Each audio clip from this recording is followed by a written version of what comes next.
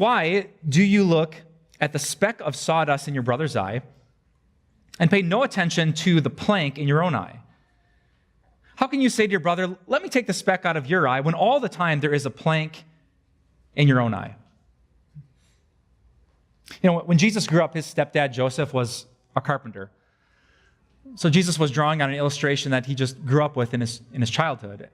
And he said, how is it possible that you would look at something so small, like a speck of sawdust, like a little sliver, and you could pay no attention to this massive plank, this 2x4 that's literally sticking out of your face?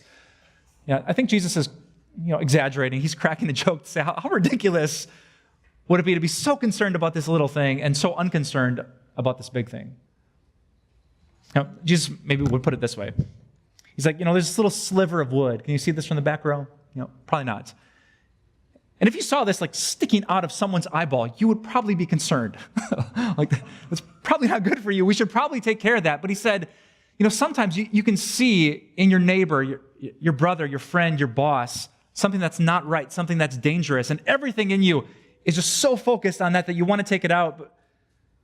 But he says, how can you take that out if there's a plank sticking out of your face?